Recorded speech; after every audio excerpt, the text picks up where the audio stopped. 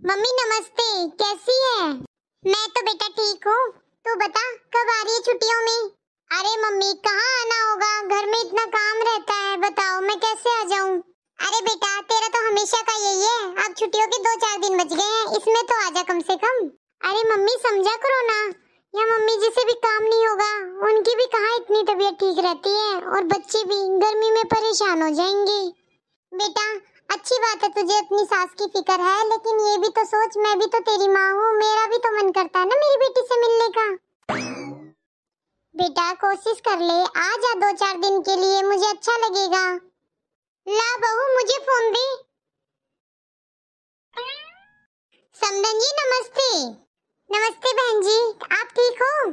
मैं तो ठीक हूँ समदन जी, आप बिल्कुल टेंशन मत लेना, मैं भेज दूंगी कल आपकी बेटी को।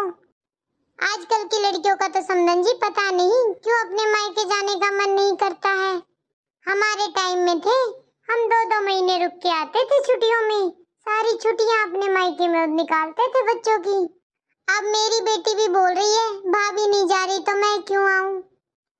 अब आप बिल्कुल फिक्र ना करो, मैं भेज दूंगी, मुझे पता है एक माँ का दिल है कैसे अपनी बेटी के लिए तरस रहा होगा।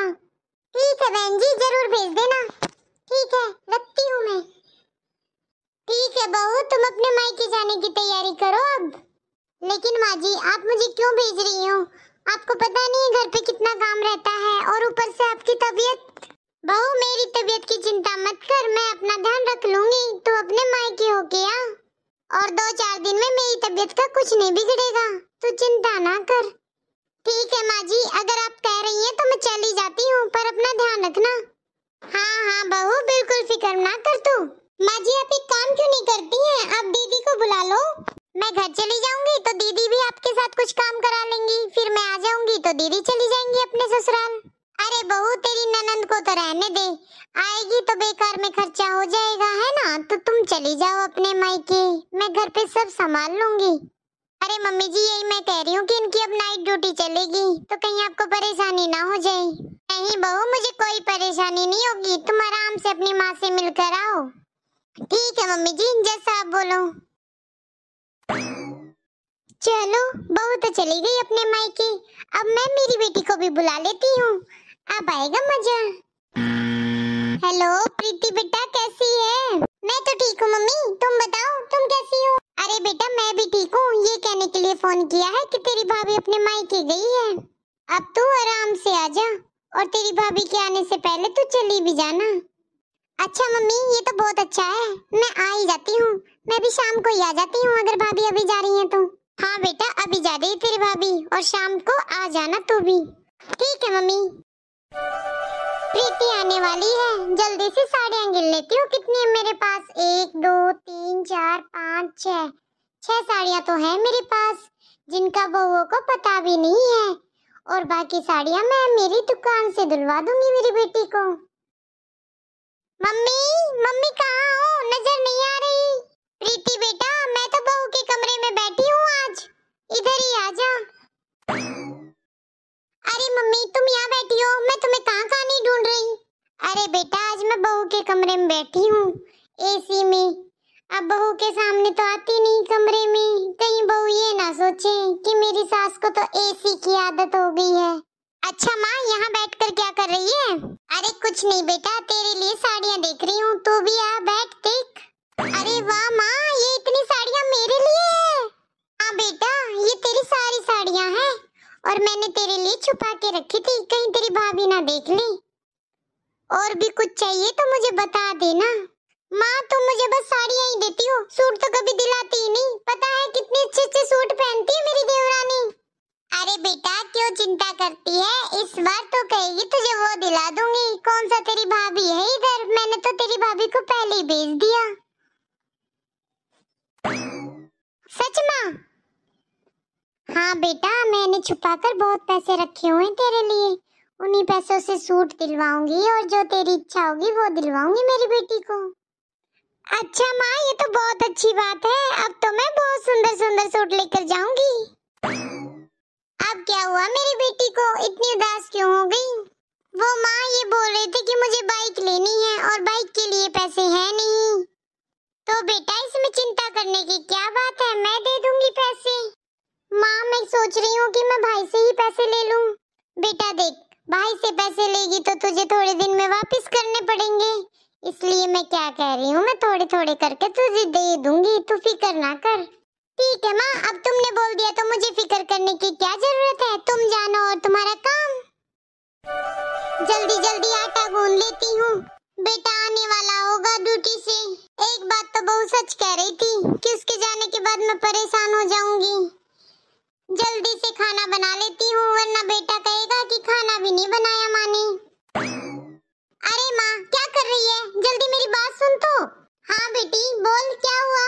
अरे माँ वो पड़ोस वाली चाची है ना, उसकी दुकान पर बहुत अच्छे सूट आए हैं, तो जल्दी से मुझे सूट दिलवा ला। अरे बेटा दिलवा लाऊंगी, वो तेरा भाई आने वाला है तो उसके लिए रोटी बना दो जल्दी से। माँ तेरे इस खाने के चक्कर में ना मेरे सूट चले जाएंगे, वो पड़ोस वाली बबीता भी आई हुई है, वो ले जाएगी चाची के सारे सूट। चाची बता रही थी बहुत सुंदर सुंदर सूट हैं और बबीता आने के लिए बोल रही थी, अब उसने खरीद लिए तो मैं रह जाऊंगी। अरे बेटा सूट कहाँ भागे जा रहे हैं, लेकिन तेरा भाई आएगा बेचारा, सारी रात की ड्यूटी करके आएगा, तो उसके लिए खाना ना बनाऊं मैं? माँ तुझे तो हमेशा ऐसे करना है, अपने बेटे बहू की फिक्र करनी है। माँ भाई के लिए चाय बिस्किट रख जा, आकर खा लेगा और थोड़ी देर में हम आ जाएंगे, फिर तू रोटी बना देना। प्रीति बेटा कैसी बात कर रही है, तेरा भाई आएगा तो टाइम पर खाना नहीं मिला तो क्या सोचेगा, मेरी बीवी नहीं है तो माँ बेटी ने खाना भी नहीं दिया समय से। बस माँ तुझे तो बहाना चाहिए मुझे सूट नहीं दिलवाने का, अगर नहीं दिलवाना तो साफ मना कर देना, भाई का भी क्यों बहाना ले रही है। नहीं चाहिए मुझे कोई सूट वूट। अच्छा दिलवाती हूँ तुझे सूट, खा लेगा तेरा भाई तो थोड़ी देर में खाना, तुझे तो यही करना होता है। आज तो माँ तूने मेरी बहुत शॉपिंग कराई है, बहुत खुश हूँ मैं। अरे हाँ बेटा शॉपिंग तो करानी है, नहीं कराऊंगी तो तू फिर नाराज हो जाती है। क्या करूँ माँ, सुबह सुबह ही दुकानें खुलती हैं, दिन में तो पता नहीं कितनी गर्मी हो जाती है, फिर धूप में नहीं होती भाई मुझसे शॉपिंग। तो बेटा सुबह जल्दी उठकर मेरा काम क्यों नहीं कराती?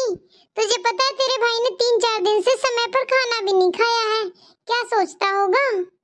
ए माँ काम तो मैं मेरे घर पर ही बहुत कर लेती हूँ, यहाँ तो बस मैं आराम करने आई हूँ, यहाँ पे आके भी मैं काम करूँगी, मेरे बस की बात नहीं है। वैसे माँ तूने आज मेरी बहुत शॉपिंग कराई है, सही कहा है, तेरी जैसी माँ हो तो भगवान वो और लंबी उम्र दे। बेटा तभी तो तुझे बुलाया था कि तेरी भाभी चली गई और आजा, वरना वो होती तो इतनी कहाँ शॉपिंग करा पाती मैं। एक बात बता माँ, तू भाभी से डरती है क्या?